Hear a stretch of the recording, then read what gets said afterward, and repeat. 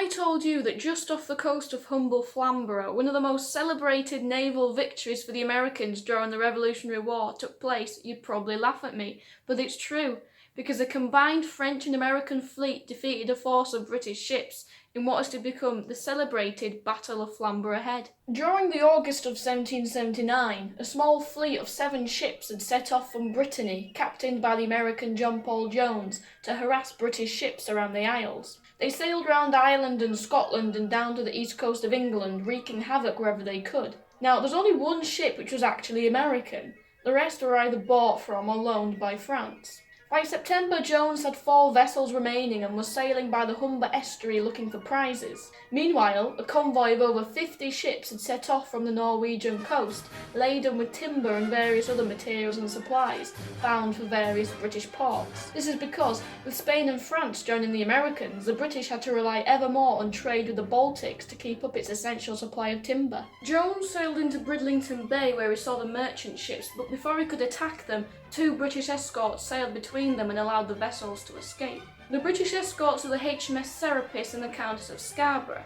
The Serapis was a 5th-rate ship, which is a very poor ship, and the Countess of Scarborough was nothing more than a hired sloop.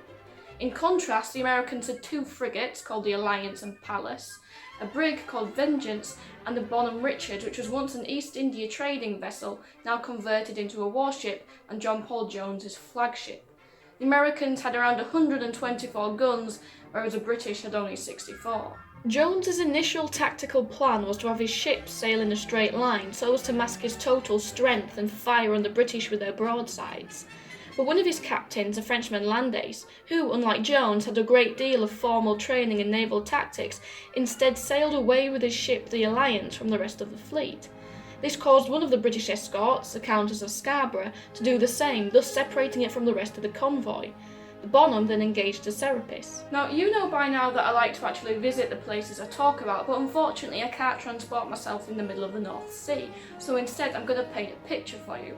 Now, there are actually thousands of onlookers who watched the battle from the shore, so you've got to imagine what it was like. It was a moonlit night, so these ships are only illuminated by the moonlight, by the blasts of the cannons. There's the sound of the waves crashing, the shouting of men, the creaking of the hulking ship. It must be a tremendous and terrifying sight.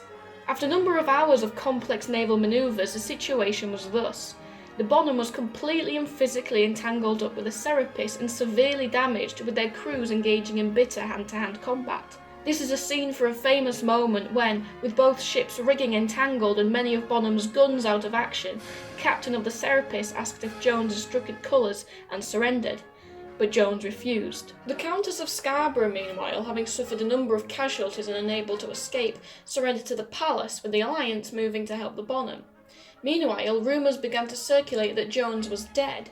His second-in-command, believing the battle lost, prepared to strike the colours and surrender, but before he could, Jones suddenly stopped him and must have been quite a shock to those who had thought him dead. The Serapis was now attacked on 2 sides by the Alliance and the Bonhomme, and the captain, realising defeat was inevitable, struck his colours and surrendered to Jones, handing over to him his ceremonial sword. Despite the victory, the Bonhomme Richard had sustained such tremendous damage it sank the next day, while John Paul Jones took control of the Serapis.